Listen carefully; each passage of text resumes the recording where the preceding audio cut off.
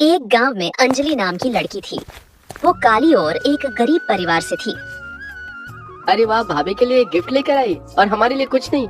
शादी में तो अंजलि मैडम आप बड़ा ख्याल रख रही थी हमारा, और तभी हमने सोच लिया था कि वाइफ बनाएंगे तो आप ही को बनाएंगे, और आप शादी के बाद हमें भूल गई।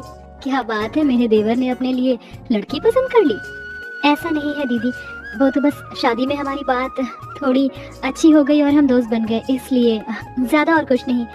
निकिता, अब घर के लिए निकलती हूँ। इतना बोलकर दोनों सहेलियां वहां से जाने लगती हैं। तभी वो लड़का उनका आगे जाकर रास्ता रोककर खड़ा हो जाता है और उनसे हंसी मजाक करने लगता है, जिसके बाद शकुंतला उन्हें देख लेती है। तुम यहाँ फिर आकर मेरे बेटे से बात करने लगी। तुम्हें मेरे बेटे के अलावा कोई नजर नहीं आता क्या? और बहू अपनी बहन को समझा दे, अगर उसे तुझसे मिलने आना है तो खुद आया करे, अपनी इस काली कलूटी दोस्त को ना लाए। माँ, थोड़ा सोच समझ कर बोलो। वो मेहमान बनकर आई है और मेहमान भगवान के समान होता है। माफ करना आंटी जी, मेरी वजह से आपको परेशानी हुई, मैं चाहती हूँ। इतना कहकर दोनों सहेलियां एक वहां से चली जाती हैं। पर शकुंतला की ये बात दोनों देवर भाभी को बुरी लगती है। अब ऐसे ही कुछ समय बीत जाता है और एक बार फिर से अंजलि को उसकी सहेली जबरदस्ती शकुंतला के घर ले जाती है और इस बार वो उसे देखते ही प्रपोज कर देता है। भाभी, अपनी बहन के दोस्त को बोलो ना कि मेरा प्रपोजल एक्सेप्ट करे। अरे वाह, बात यहाँ तक पहुँच गई और किसी ने मुझे बताया भी नहीं। दीदी, आप तो जानती हैं ना कि मैं कितनी काली हूँ। हर कोई मेरे काले रंग का मजाक बनाता है और इस घर में तो सब दूध से भी ज्यादा गोरे हैं। भला मैं इस घर में कैसे एडजस्ट करूंगी?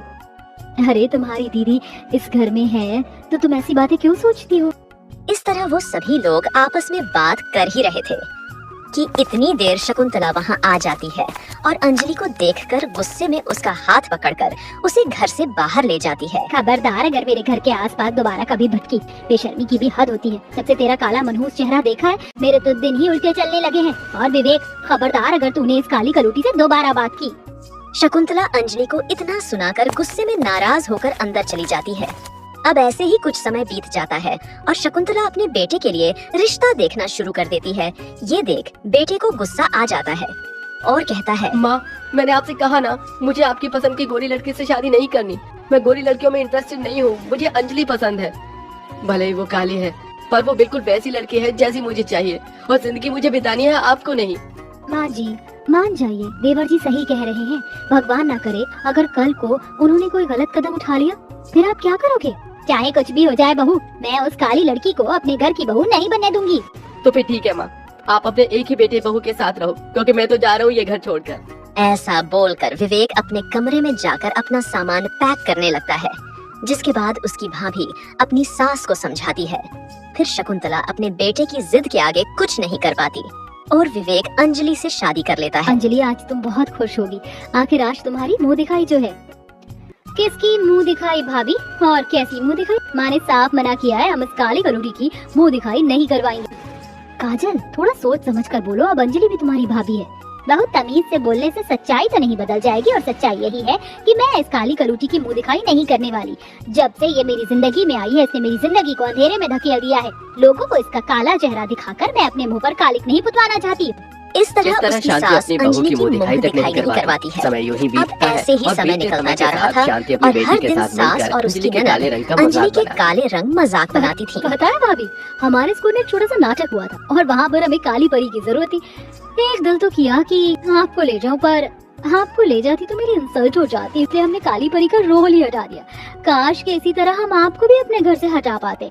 अरे बेटा, ये तो ऐसे अमावस्या की रात बनकर हमारी जिंदगी पर ग्रहण लगाए बैठी है कि अब हम चाहकर भी पीछा नहीं छुड़ा सकते। अपनी सास शकुंतला की ऐसी बात सुनकर अंजलि रोते हुए रसोई में जाकर रोने लगी।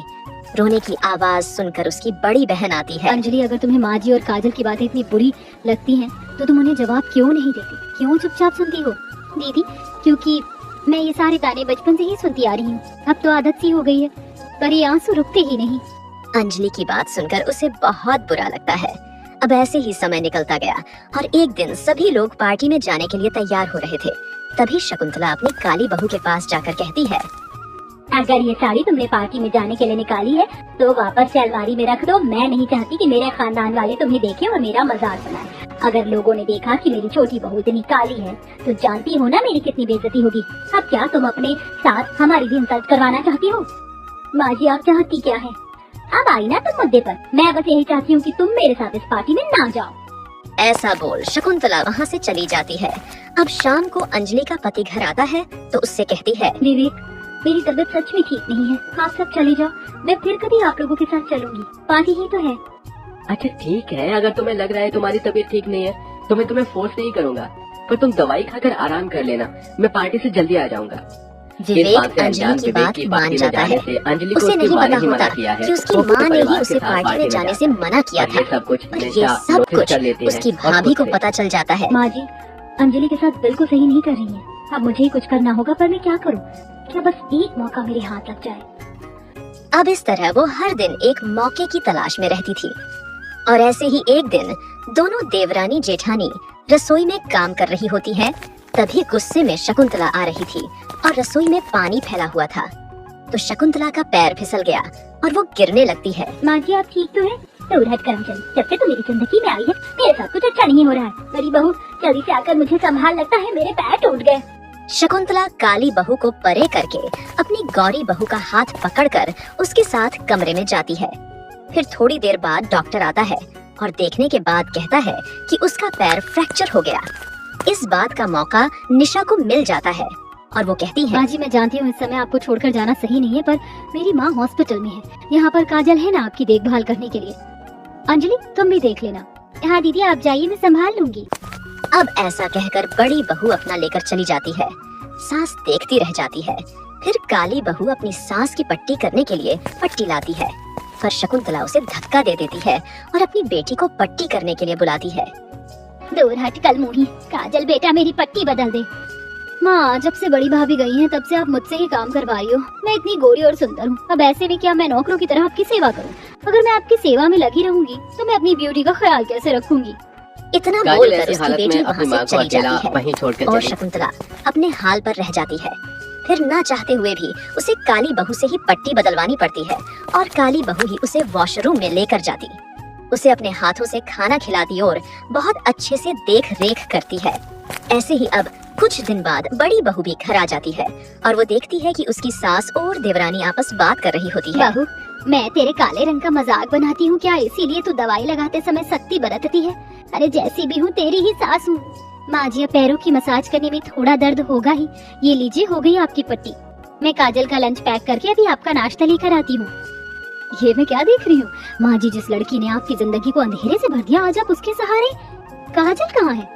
बहू, मैंने सिर्फ अंजलि बहू का काला रंग देखा, उसकी सीरत कभी नहीं देख पाई।